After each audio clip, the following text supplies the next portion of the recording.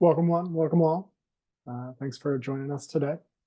We're going to get started in about 2 to 3 minutes, but just want to make sure other folks have time to settle in, log in. Thanks for joining us. My name is Will Murphy. I'm the Managing Director of Program Learning at OneGoal, and I've got the distinct privilege of being the host for this webinar. I'm really excited to have you with us. Please, through the chat, throw some affirmations, some emojis in, and help me welcome Cynthia De La Rosa, the Senior Director of Program Innovation here at OneGoal, and Norma Ray Alicea, Executive Director and Co-founder of NextGen Talent. I am particularly excited about the opportunity to learn from these brilliant folks who have generously agreed to share their time and knowledge with us all. They'll join us today and bring a wide range of experience in supporting students' post-secondary success, whose journey involves progressive pathways. And I want to transition now to just really talk about the driver that sits behind our mission and vision at OneGoal. Those of you who shared 30 to 60 minutes, you're right in that range. Less than 30 minutes, you're not all that far off. The tragedy here is that public school students receive, on average, only 38 minutes of college admissions advice from their guidance counselors. Frankly, this brief amount of time is insufficient for young people navigating a process that is complex and challenging, especially for students from under-resourced communities. It's clear to us at OneGoal that students need much more support to successfully manage their post-secondary journey. And that's why we've established our vision. Our vision is that every student will have an equitable opportunity to achieve their greatest post-secondary aspirations, whatever that aspiration may be. This is incredibly important, given that only 22% of students from lower income communities earn a post-secondary degree, compared to 67% of their peers from higher income areas. And our mission is to lead the movement to transform post-secondary advising and support, and really bump up that 38 minutes to a much more robust set of conversations and supports for students' post-secondary success.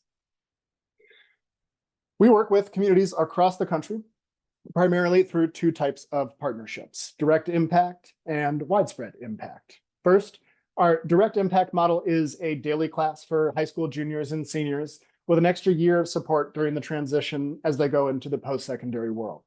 Just like math and English are taught during the school day, we believe that post-secondary planning must be taught with equal rigor, and that teachers and school staff can be supported to effectively deliver that knowledge. Second, our OneGoal Leadership Network provides expert coaching and a community of learning for school and district leaders. We help them build and strengthen the systems and structures that will lead to increased post-secondary outcomes and close equity gaps for their students. This year, we're really excited that we're going to reach 13,000 students in OneGoal classes across the country, and we will have partnered with over 40 districts across states like Illinois, Massachusetts, Kentucky, and Michigan through our OneGoal Leadership Network. And we saw folks from a lot of those geographies on the call today, as we did our little icebreaker. You can learn more about OneGoal by visiting our website, which I think you will be seeing linked in the chat in just a moment. But now that you know a little bit more about OneGoal, we want to make sure this webinar addresses the things that matter to you. So if you could please help us do that. Given your experience, please use the chat for reasons why you think schools should guide students in choosing progressive pathway options for their post-secondary journey. Go ahead and write in the chat whatever is coming up top of mind for you. Why do you feel that schools should guide students in choosing progressive pathway options when they're considering their own post-secondary journey? Thanks for kicking us off, Ashley. Changing needs of a 21st century workforce. Absolutely. Changing perspectives on how young people think about and what their relationship is to work. Let's get a few other folks in the chat just to share what's on your minds. Really interested to hear why you think there should be a focus on progressive pathways. Ashley's doubling down. College affordability, absolutely. We were just talking about that before we welcomed our participants onto the call. Jeremy, I really appreciate that. We don't necessarily need to direct students. And one of the things we believe in very deeply at OneGoal is that all of our support should be rallied around the individual and unique post-secondary aspirations of each student. But that does mean that we've got to have tricks up our sleeve and information in our pocket to share when that aspiration does align with the progressive pathways. I like that this increases the options available to students. There are new opportunities coming out. Students graduate, or early college type graduation. Students can come out of high school with a certificate. That's a really great perspective. And I really appreciate, Alejandro, I really appreciate, students should have the tools, resources, information to make their own informed decisions. I absolutely agree. And like I said, I think those decisions should be rooted in whatever their career aspiration should be. Appreciate y'all for playing along and sharing your perspectives. It's really great to see those responses come through. It really resonates with our thoughts and what's motivated us to incorporate progressive pathways into our own curriculum. So let's take a beat here. What exactly do we mean by progressive pathway? Is that insider language? Do you call it something different? Well, we think of it as a sort of career roadmap. It provides a structured, career-focused development experience that helps young people navigate through the key skills, experiences, and milestones they need to grow and succeed in whatever field they choose to endeavor toward. It's all about providing the right tools and guidance to help folks thrive in their professional journey, aligned to their unique career aspirations. Just really resonates with a lot of the thoughts folks shared in the chat. But I think it's a lot better for you all to learn more and really dig into progressive pathways with the help of our featured guests and stop hearing my voice. So I'm thrilled to invite Cynthia, our Senior Director of Program Innovation at OneGoal, who's going to share some results from our recent progressive pathway pilot and how that's driving the ways that we show up in support of our students. Please join me in welcoming Cynthia to the virtual stage. Hi, everyone. I'm Cynthia de la Rosa, and I'm joining from Kansas City. Shout out you all from Kansas City. I didn't expect to see fellow residents in this space today. I am so excited to chat with you all about progressive pathways. I have the privilege of leading the progressive pathway work here at OneGoal. So I want to share some of the key learnings that we have made so far. But before we dig into that, I wanted to show you all how far we have come and how we got to this moment. So ProPaths at OneGoal began around 2018, when pockets of folks around the organization, across the organization, began developing their own resources and collecting viable options for students in response to students saying, like, I don't know if college is right for me. The response at that time was reactionary, and we did what we could to support students as they were telling us this towards the end of their senior year. And so those supports came as like supplemental to the OneGoal curriculum. In 2022, still only really centering college, we started asking ourselves questions like, well, why are students stopping out of college? And during that time, we learned two very important things. One, students were interested in learning more about non-degree credential options, but they didn't have the information about quality options available to them. And the second thing we learned was that students were not seeing the connection between their aspirations and their post-secondary options. And so we saw a need to really invest a lot of time and resources in developing our own understanding so we can teach students in our program all of that. We also began our work with equality enrollment back in 2020, but that really centered on 2- and 4-year institutions. So if you're unfamiliar with our quality enrollment framework, the shorthand version of this is basically us teaching our students how to identify post-secondary options based on 4 different components, including personal fit, academic match, completion supports, and financial fit. Around 2022, our orientation to ProPaths changed. Our work shifted to become more inclusive of progressive pathways as we now see them as viable options for students to attain family-sustaining careers. And so we began integrating ProPaths into that quality enrollment framework. And so we arrived at many paths, one goal. That's how we got here. So that's the short of it. Here on this slide, I want to share with you all some of the things that we've learned about ProPaths that will really help you see what is at the foundation of our ProPath vision. These three findings really center our philosophical approach to ProPaths and how we've been integrating it into our previously only college focused orientation to the work. The first bit here is ProPaths are not the easier option. ProPaths are not easier than college in all cases. Many have academic prerequisites, require dedication, commitment, and they're definitely not easier all the time. You may not know this, but through work with partners like Norma, I learned that some union apprenticeships have acceptance rates that really rival Ivy League colleges. Sometimes without having a connection in the industry, the application process is intimidating, particularly because ProPath processes are more opaque than the college admission ones. The second thing that we've really centered on is that college advising is not the same as career advising. We believe that advising is one of the main levers we have in our program to make an impact, and we have to equip students with the right information to make informed decisions. I know I saw some folks say that in the chat. That's so important. We can't shy away from talking to students about long-term implications of their post-secondary choices.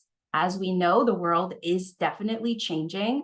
And so we need to be seeing post-secondary education as a means to an end, and that end being career.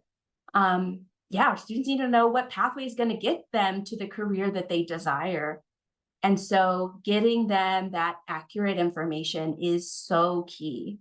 The main thing here is that, instead of asking, are you thinking about college? We're instead asking, what career are you wanting? And what pathways are going to get you to that career? Let me tell you. The last bit here I want to share is really about job markets. Like we said, the world is changing, and we really need to be responding to the job market and where we see good jobs opening up and continuing to grow. And so some careers are more likely than others to lead to financial stability. That's often dictated by national and regional job markets. And so by understanding those market needs, program availability, and pairing that with student aspirations, we increase odds of students attaining careers that will lead them to financial stability. So those are really the three core tenets of the ProPath vision here at One Goal. And what this has all meant is building towards a pilot where we are testing a lot of the information that we have, all of the assumptions that we're making about ProPath. So I want to tell you a little bit more about that. The Quality Enrollment Progressive Pathways Pilot was designed to address two key challenges. I mentioned those just a bit ago, but they are supporting students in identifying quality progressive pathways, right? Those are not all made equal, and quality varies out there. And there isn't a lot of information out there for us for students to really weed through as they make choices and plans for their post-secondary futures. The second challenge being bridging that disconnect between aspirations and pathways. This pilot just launched this year. I want to shout out Melissa in the space, who is actually a participating program director in the pilot. And so this pilot is concluding its first year of 2 years, where we are testing, like I mentioned, our assumptions and our knowledge on what it takes to get students to learn about progressive pathways, really centering career instead of college. And so we've embarked on this pilot, which is including different components like modified curriculum, different tools, and different trainings and supports for our program director. So I'll dig a little bit more in this next slide on what that all means. So 3 different components for what our ProPath pilot entailed in order to kind of meet those goals. We developed curriculum and advising tools to really cover this career first approach that integrates progressive pathways. We included demystification of ProPath lessons and also introduced financial stability as an important criteria for making post-secondary decisions. This information about ProPaths also includes job market information, including top industries in each of our regions, because we work across the country and job markets look very different across the country.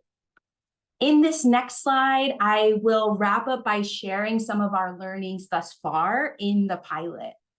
So I can really boil it down to three things. This is what we've learned in implementing this ProPath inclusive curriculum. Number one, starting with career. That's like the thing I want everyone to walk away with. In short, career advising supports all students.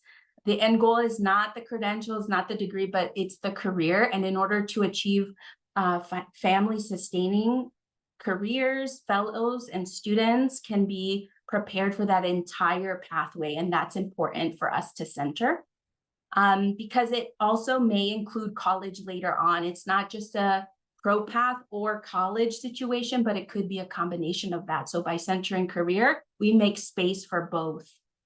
All students are going to benefit from increased time and earlier start to career exploration. And using that as an entry point really gets students excited and invested early on in their program experience. The second learning is that ProPath inclusivity leads to more honesty.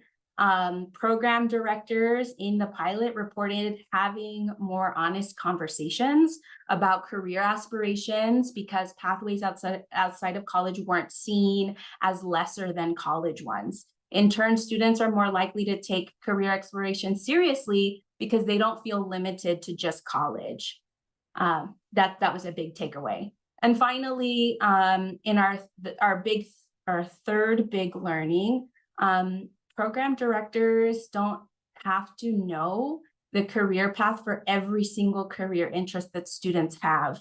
I know that that's a big worry for a lot of folks who work directly with students. Instead, program directors should be equipped to know how to support their student in their research and kind of where to point them for accurate and reliable information. So digging in, spending extra time on knowing where those resources are is going to be key in supporting students who may be considering progressive pathways.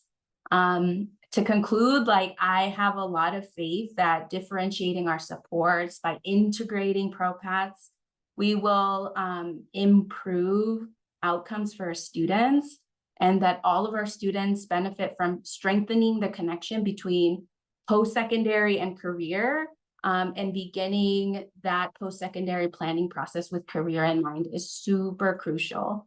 The clearer students are in their purpose, why they are taking that step, the more likely they will stay and finish and persist when the path becomes difficult. So I believe strongly in ProPaths and am excited to keep the conversation going. Thank you, Cynthia, so much for sharing all those insights on One Goal's path in building more robust investment into progressive pathways and the pilot that you've designed to support students in navigating their post-secondary progressive pathways. It's clear, and so there's some affirmation in the chat that our role as educators is more important than ever in making sure that all students can see a path forward for themselves in such a important time in not only their lives, but also their development. We're seeing recently in the chat here.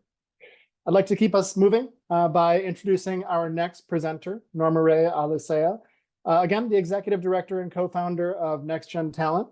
Norma's going to share a variety of progressive pathways for students and key things to understand about these pathways, including how to assess which of those pathways will lead to well-paying jobs. Please join me in welcoming Norma to the virtual stage.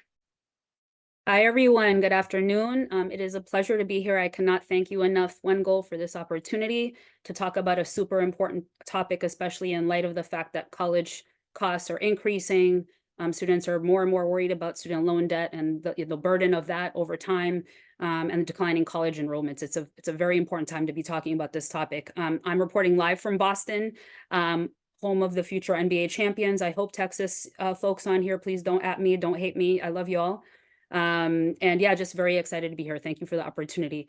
So again, my name is Norma. And hello, thank you. I am the executive director and co-founder of Next Gen Talent.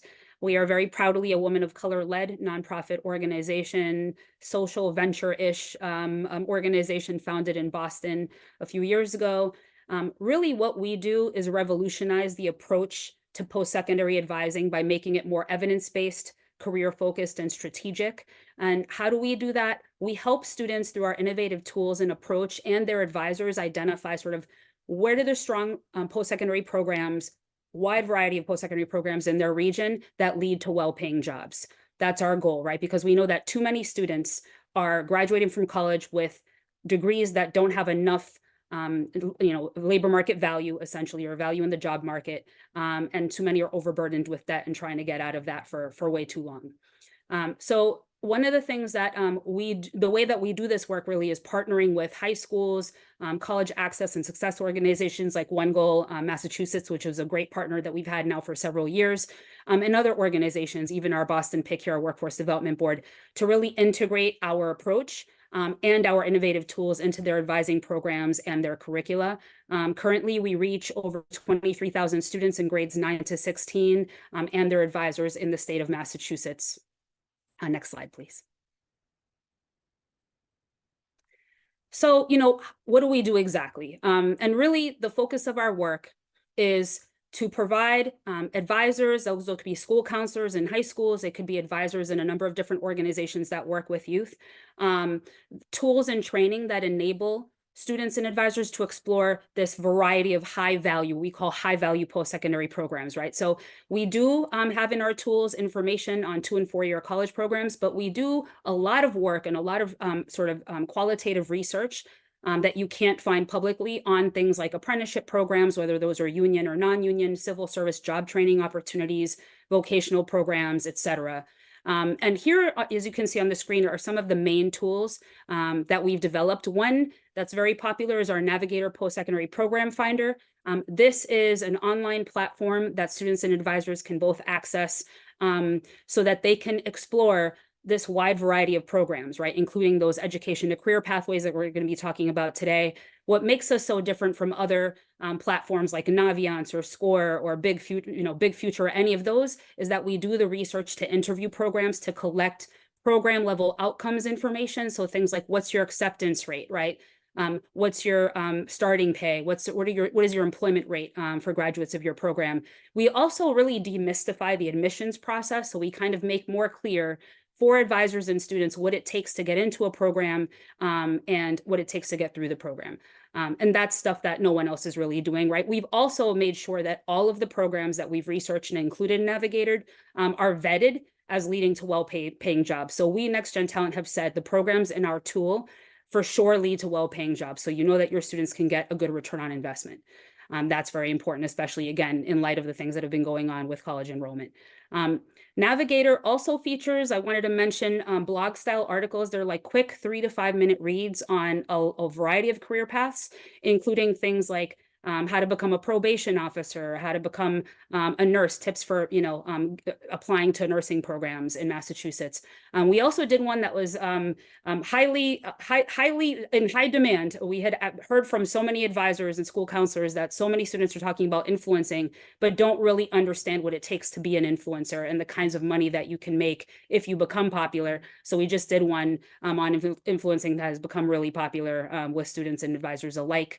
And then finally, we have some other options for tools that folks might be interested in. We have our post-secondary advising guides, or PAGs. These are 1 to 2 page guides that really help counselors and advisors and students to understand what are the top jobs in specific career areas that have been very popular with students, like construction or healthcare, et cetera, as well as what are the post-secondary options within that career area.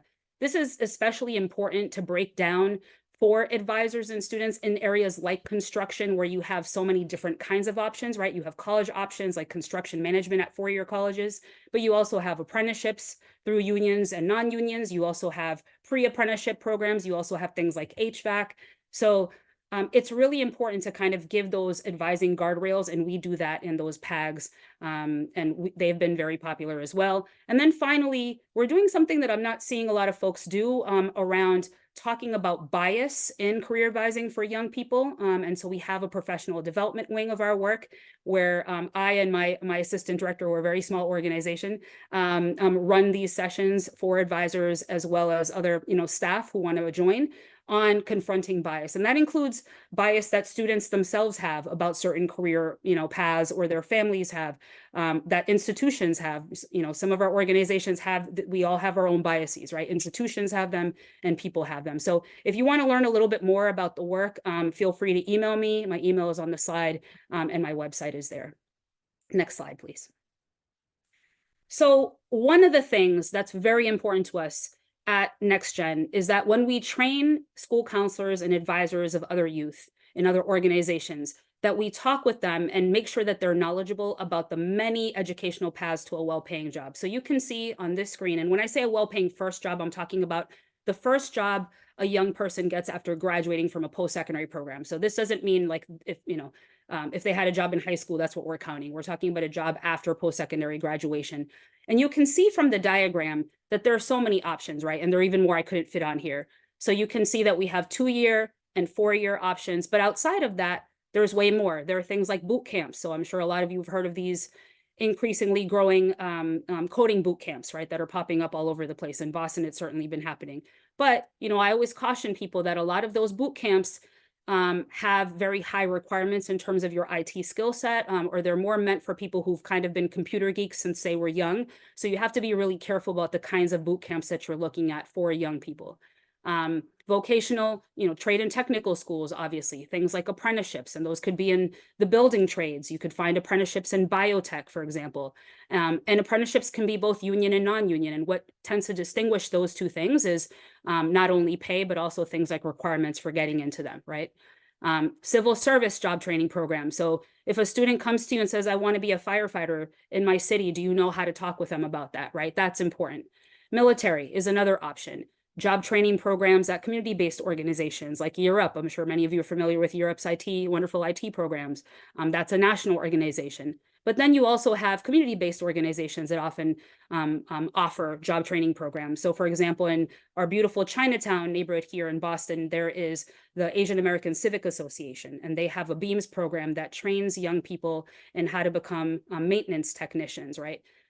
Which is an excellent program with excellent outcomes. Things like, certifications, right? So certifications and professional certifications in CompTIA and IT, for example, right? There are so many online classes for this kind of stuff now. So many different options, right? And so it's important to be able to talk with students about all of these options, as well as talk with them about what each of these things mean, each of these buckets mean, right? Next slide, please. So one of those buckets, let's get into it a little bit more, is apprenticeships. And I have to say, apprenticeships have to be probably one of the most mysterious buckets in terms of post-secondary programs that I've found when I speak with advisors and students. There's just a lot of, I don't know what that means. I don't even understand the lingo they use on the website, etc. If you're not in the trades, it can be hard, right? They have terms like journeyman and all of these other things that may not be, really comprehensible to everyone if you don't have experience in that field.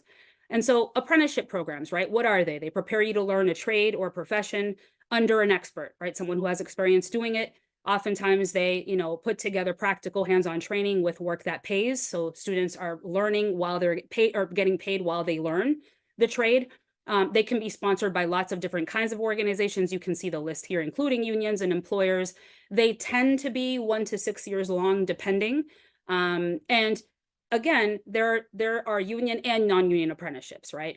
So we can talk about that a little bit more later. But one thing I did want to point out is that what we have seen from the research is that professionals who complete an apprenticeship program earn an average starting salary of $72,000 a year, which is higher than someone who doesn't do a non-apprenticeship program in a similar field. So apprenticeships have a lot of benefits, right? Not only are you getting paid while you learn, but you also make more than the typical person who's not in that kind of program for the same kind of job. There's also something called pre-apprenticeship programs. And that's also a mystery to a lot of folks. In Boston, we have one that's excellent called Building Pathways. And it exposes students to a number of different kinds of building trades. So one week they're at sheet metal, another week they're in carpentry, another week they're in electrical. They're also learning, professional skills that they need for construction. Those kinds of programs really do give you a leg up when you're applying to an apprenticeship. They don't guarantee, admission into a union apprenticeship, but they certainly give you a very, very big advantage if you can get through them. Most of these kinds of pre-apprenticeships last from a few weeks to a few months, and they may or may not include pay. The ones that I know of here mostly don't, but they are very, very helpful. Next slide, please. The other sort of area that a lot of, I think, counselors don't know as much about, and students don't know as much about, are civil service job training paths, right? So when I say that, I'm going to focus more on things like firefighting and policing today, but there are so many different kinds of civil service, right, that students might be interested in, including engineering, there's urban planning, there's all kinds of things. But what's important for folks to know is that, that these professionals can work at different levels of the government, right? And that for most of these positions, you need to take and pass a civil service exam. Now, passing that exam doesn't mean you're guaranteed a job, but you do have to take it to get a job. So that's important to know. It's very interesting because when you look at a lot of local economies, including Boston, what you'll find is that some of the best paying jobs with the most job security, with the best benefits and wonderful advancement opportunities are in civil service, like firefighting, like policing. And the other ones that are up there are things, like in healthcare. Obviously, if you're looking at sort of like credentials below a bachelor's, you're also looking at the trades, the building trades. But this particular area does provide a lot of opportunity for financial security, growth, et cetera. So I wanted to also talk a little bit about how right now we're in a very interesting time in history, right, where you're seeing that a lot of police departments and firefighting academies are struggling with recruitment around the country. This is definitely happening in Boston. I wanted to give a more specific example here. And so I wanted to talk about sort of the struggle that they're having here with recruiting more women, more people of color, more people from other kinds of underrepresented communities in those fields. And so it's a great opportunity now to talk with young people who might be interested in these fields about learning about how to get into them, right? And what would make them successful. We know that, for example, in Boston, 73% of our firefighters are white, when the city is actually 44% white. So we have a lot of work to do there. The last graduating class for the Boston Firefighter Academy was 93% male. So we have a lot of work to do there. Massachusetts, actually, the law gives preference to disabled veterans during the firefighter hiring process. A lot of people kind of like shake their, they kind of like are wondering how that works. Like, how can you be a disabled veteran and become a firefighter? A lot of that, that disability term can include things like PTSD, can include other injuries that, maybe now are not going to necessarily stop you from doing well on the test so you can become a firefighter, et cetera. But these are important things to know, right? And one of the things, because we know, for example, when I train counselors, we know that there is that preference and that there is a preference for folks who've served in the military, that if you're a young person who doesn't have any of that kind of background, an excellent option is the Boston Fire Cadet Program, which is sponsored by the department and is a 2-year program. You get paid to do the program. The Boston City Council, I just read the other day, is I think just approved shortening it to 1 year because there's that much of a need here. But it's a great program, and it all but ensures that you get into the Firefighter Academy because of the extensive training that they give you. And if you can get through that program, then you're pretty much, you're pretty much in the academy. That's a very important thing to know. It's important for those of you who are around, in other places in the country to find out if you have programs like that in your area. Also, things like policing, right, in Boston and Massachusetts, also struggling with recruitment. Some of that has to do with the politics of our world now. Some of it has to do with folks who are aging out of that profession. Again, if you're not a vet or a disabled vet, there's something called the Boston Police Cadet Program. Again, a program for cadets that trains them to become police officers, and again, gives them a huge advantage when they're applying to the academy. But then there's also, if we look outside of Boston, this very interesting college program at Fitchburg State University. It's a 5-year police officer training program, and it combines a master's and a bachelor's degree in criminal justice. And what it allows folks to do is that when they graduate, they can become a campus police officer if they would like, but they can also work for a police department outside of Boston, because Boston is very specific about training its own police. But again, really, really interesting sort of paths that are coming up. And I know that's a college one, and we weren't talking about that today, but just to see kind of like the creativity that's starting to happen around, in this universe, I think is really important. Thank you. Next slide. And so as we think about sort of education to career pathways, right, I wanted to kind of highlight a few things. One is, I think it's really important that we're mindful of the language that we use when we talk about these pathways. And you'll see that I very deliberately have education to career pathway in the title of this slide, because when we say things like alternative pathway, other pathway, non-college path, non-traditional, it can other students or make them feel like these pathways are inferior to college pathways. And we don't ever want to do that, right? Language does matter. And so that's an important thing to think about. We also want to make sure that we remember that education career pathways exist, across many kinds of different career areas and industries, right? And that the strongest programs oftentimes have a very significant work-based learning opportunity, whether that's an internship or some other kind of experience to kind of bridge theory with, and practice. And that's important too, because it can provide opportunities for students to build, right, their social capital, which is something that, especially for low-income students, first-gen students, students of color, is incredibly key, right, to being able to access, a well-paying job opportunities and companies, et cetera. I think it's also very important that we teach and emphasize the importance of professional skills in these pathways. So many employers report all the time, and I've been doing this for decades now, that, this is where they're having problems, just basic dependability, reliability, consistency, answering emails on time, and those kinds of things. I think this is important for any kind of job training program, and it's important here. And also, the strongest programs typically provide really good comprehensive student supports, right? Whether that's financial supports for transportation access, emotional supports, counseling, et cetera. Those things are really important to making sure that students are able to persist in programs and graduate and do well. And then it's important to really demystify the admissions process. And this is what, a shameless plug, Next Gen Talent can do for you, so you don't have to do it.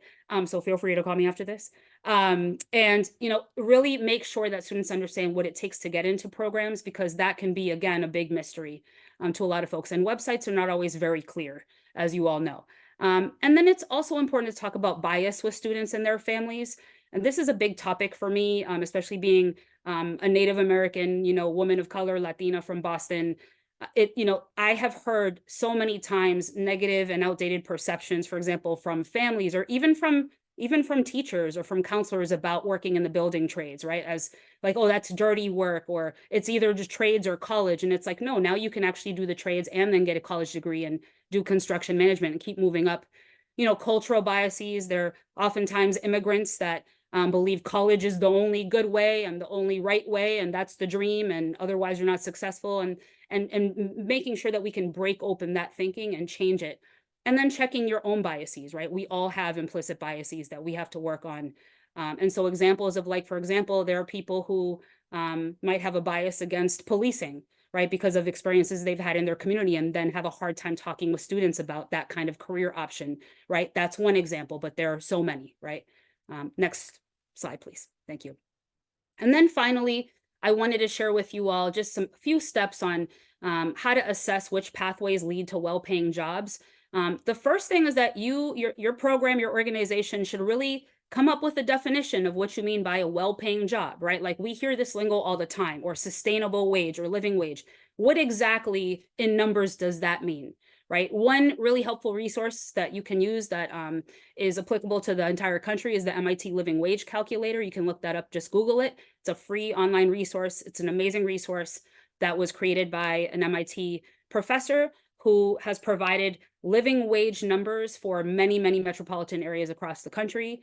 Then there's also our own definition of next gen talent, which is that the job needs to pay at least 80% of the median wage in the region, right? And so, for example, let's say the median wage in Boston is $60,000, 80% of that would be 48,000, so that would be our cutoff, right? And so really quantifying, being specific about what you mean there. And then second, identify, the jobs that the post-secondary program you're looking at prepares people for. ONET online is a good resource for specific occupational titles and descriptions. And then find the entry and median level wages for that job in your region so that you can see what students would make when they start in that job and then over some time. ONET online again, or BLS data by metro area are very good resources. And then finally, assess whether that job meets the standard you said in step 1 above, right? So does that pay at entry and median level, does that match or at least meet the standard you have for a well-paying job? Oh, thank you. And someone just put the link up on the chat. I appreciate that. Thank you, Becky. So that's really it. I know I speak really quickly. That's a cultural thing, sorry. But I'm trying to slow down, but I'm very excited about this topic and I wanted to give enough time for our discussion. So I'm excited to see your questions and very happy to share this information with you today. Thank you again for the opportunity, guys. Norma, thank you. I personally learned so much just from listening to you share today. Thanks for sharing your brilliance with us. Please stay on the screen with me, Norma, and I'm going to welcome Cynthia back as well in a minute. But I've got a quick question for you, Norma, and then we're going to do a poll before we begin our short panel discussion.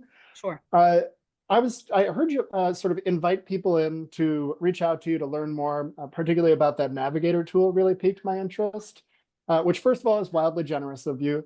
But my question for you, as we give other folks a chance to raise a question in the chat or by way of the Q&A, I know you're joining from Massachusetts today, and I'm curious to hear if that invitation applies or would be relevant to folks joining from other states or different geographic areas. Can you speak to that a little bit?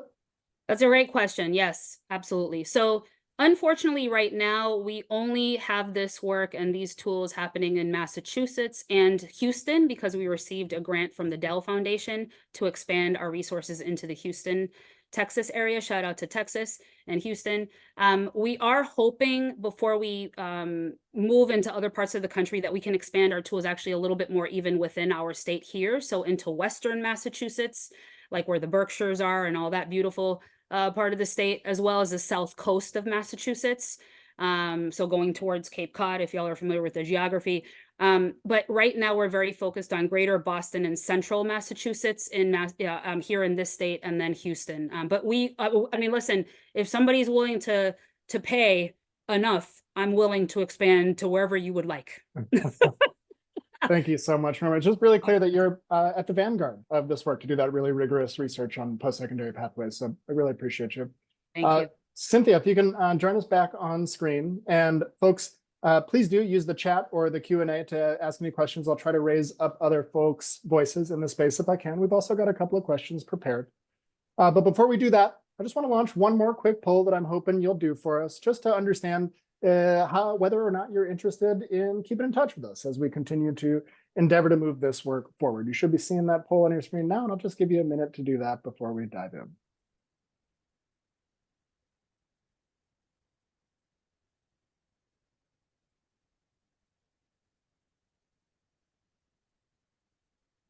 Should be just another 10 seconds, folks. Really would enjoy to hear from everybody on this one.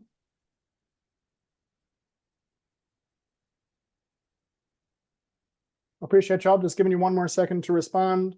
Folks that share that they're interested in keeping in touch, we'll take you up on that. And folks that said no thanks, we'll respect that. I appreciate you sharing your perspectives with us.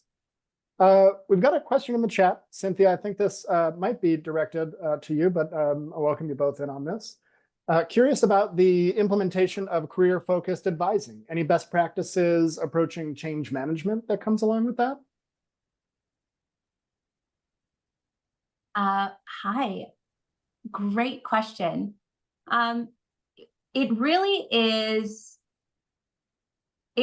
does begin with having the right information. I love that Norma called out the living wage calculator. This is something that we have embedded in our curriculum as like a stepping stone to having those conversations. So if students are able to have that vocabulary because it's discussed in like the classroom setting, it's a great place to kind of begin the conversation. Another great place to kind of begin the conversation is getting students excited about the exploration of careers.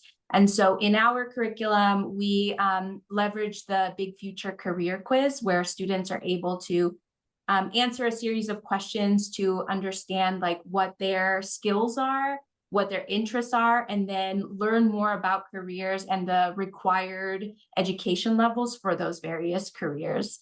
And so I would say it's leaning into like the exploration and the excitement around that and leaning into the exposure. And if it's okay, I would add, one thing that I've done a lot with my students when I'm starting to talk with them about careers, because it seems kind of so far off, right? It seems so far off in the future, is, asking them, what is the problem in the world that you want to solve? And starting from that, right? Like every job that exists is because there's either a problem that needs to be addressed or a need that needs to be addressed, right? And so what is the problem you want to solve? And I think starting from there can be really helpful. And that could be anything from like, there needs to be makeup for this kind of skin complexion. Rihanna did this. We all know, got very, made a lot of money off of that one idea, right? Or, a wider variety of options for football helmets, right? And the design for those because of the, concerns about CTE. There's so many different problems in the world. And I think talking with students about that, and also asking students, like, what do people say you're good at? Like when people talk about you or your friends, what do they say you're good at? Because a lot of times students don't even realize their own strengths. Like they call on the ones they think of, but don't realize that there are other things about them that people notice that they don't. I really appreciate that. So powerful. And truly resonates with a lot of the sentiment that folks have been sharing in the chat, that we've got to start from the student's aspiration. We've got to start with what they're looking for from their lives. My next question is again for both of you. What kind of advice might you give to educators or policymakers who are looking to develop and implement a post-secondary pathway in their initiative in their region or school that is more inclusive of progressive pathways? Welcome you both in on this. Yeah, I mean, I can go first. I would say, for one, I think there needs to be a lot more incentivizing of partnerships between like private and public entities. So many of the career pathways initiatives that I've seen be super successful have had very strong private partners who not only sort of provide feedback on curriculum and the skills that they're looking for to training, to training partners, but also, provide donations of supplies or donations of equipment. Some of these career pathways can be very expensive to teach. So if you think about auto, for example, right, like you need cars and you need the machinery, right? And so that can cost a lot of money, and that can sometimes be especially to keep up with the most recent technology, can be too expensive for community colleges and other kinds of training partners. So it's really important to have that kind of partnership happen. I also think, there needs to be more use of tools. I mean, again, shameless plug, like mine. I think part of the counseling orientation, or if you're being oriented for your work as a school counselor or some other kind of advisor, part of that training should include learning about education and career pathways and all of the various pieces of them, right? Like what I just showed. And our tools at NextGen can help you do that, but there are obviously other ways. And then finally, I think just sort of investing in data systems that can track, the successes of career pathways that are, initiatives that are already happening, and also the areas in need of improvement, because we have to learn, right, from what we're doing, and we have to be able to prove why these things work and what works. And so I think those things are key. Data systems is a huge one. I would love to be able to have a tool like Norma's at NextGen Talent across the country for us to be able to map and see what you can earn with that credential in a given region is super important.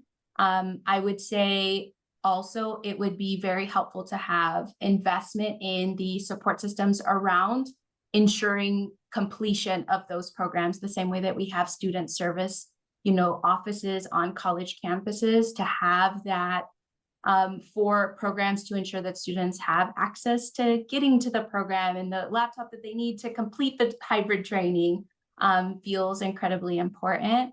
And then the third thing I'll say is like increasing opportunities for just exposure for those other careers and those programs, right? Like we invest a lot in like college visits and what would it look like to have you know, a matching interest and exposure to other careers that students might not have, you know, access to in their day-to-day life. I appreciate you both for that really practical and awesome advice for folks thinking about investing in this work themselves. Before we close out, I just want to give you both a minute or two to share a little bit about your future thinking, your vision.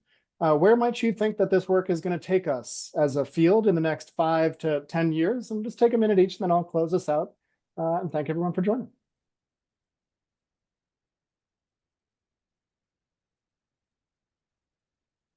This is a nearer future. I would say that in this space, it's going to take us to having conversations about how to have conversations with family and community as students are making these decisions. How are we talking about it in the schoolhouses, and how are students able to advocate for themselves and pursuing a career that they choose at home? Yeah, and I think for me, it's a really great question, actually. I wish I had more time to think about it right now, but I would say that one of the things I'm looking forward to is for there to be good pressure on colleges and other institutions of higher learning to be more transparent about their outcomes when it comes to students, right? Like what they're making when they graduate, et cetera, over, you know, a year after they graduate, 5 years after, 10 years after.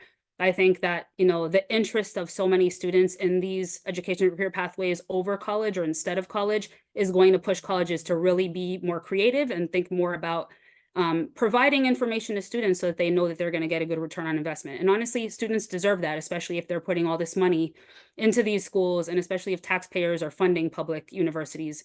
That's really important. And I'm also really excited to see the expansion of apprenticeships. I think those are becoming more popular. I'm seeing even on TikTok a lot of young people talking about like how the building trades are sexy and this is the new thing, and you know, it's not like your dad's building trade, right? And I'm really excited to see how we'll be expanding those, I think, in this country. That's very exciting. Yeah, and you know, seeing that probably what's going to happen is a lot of employers are going to start looking way more at skills than at degrees and credentials, and I think that will help a lot with equity moving forward. Y'all, this has been a fantastic conversation, and we could probably continue this into the wee hours of the night. But for now, just want to be respectful of folks' time and make sure that I am expressing a huge amount of gratitude to you, Cynthia, and you, Norma, for sharing about your work and your leadership in this space. Folks, that's it for today's webinar. Thanks to everybody in the audience who joined us today.